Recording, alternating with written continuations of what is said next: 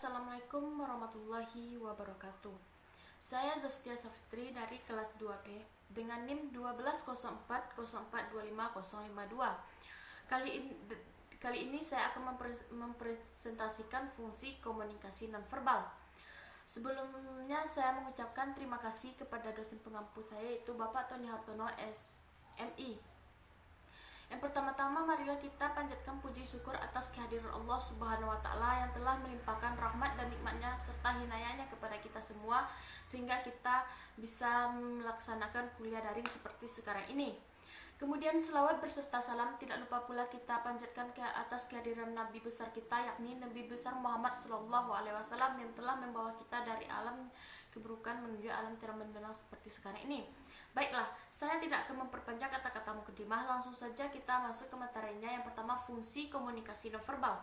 Fungsi utama komunikasi nonverbal adalah untuk mengirimkan makna melalui penguatan, berlawanan dengan komunikasi verbal, serta mengganti lambang-lambang verbal. Komunikasi nonverbal juga digunakan untuk mempengaruhi orang lain dan mengatur alur percakapan. Lebih lengkapnya, fungsi komunikasi nonverbal terbagi menjadi 5. Yang pertama, komunikasi nonverbal mengirim makna. Yang kedua, komunikasi nonverbal mempengaruhi orang lain. Yang ketiga, komunikasi nonverbal mengatur alur percakapan. Yang keempat, komunikasi nonverbal berdampak pada hubungan. Yang terakhir, komunikasi nonverbal mengekspresikan identitas kita.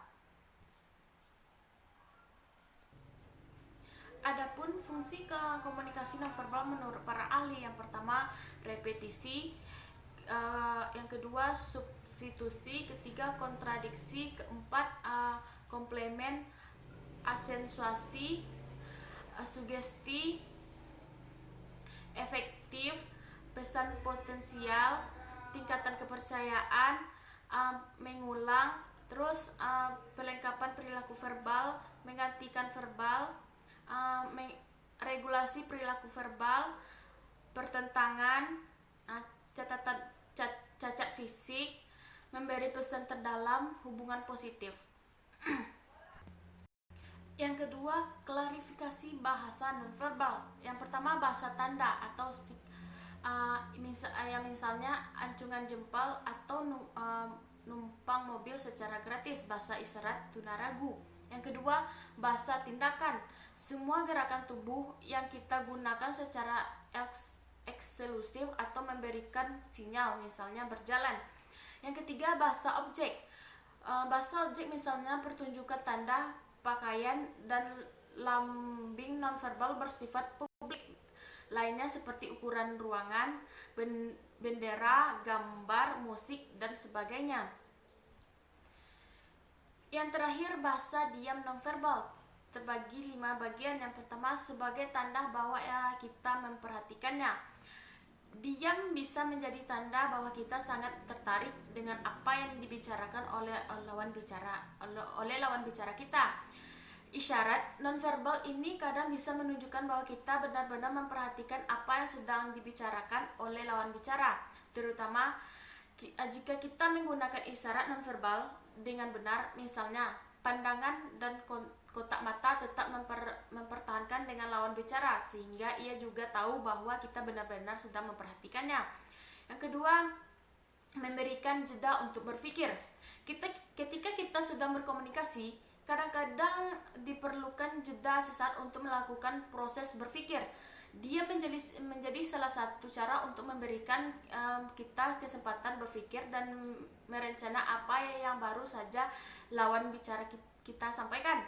Kesempatan ini tentu saja harus dimanfaatkan sehingga tidak terjadi kesalahpahaman dalam komunikasi. Yang ketiga, menunjukkan rasa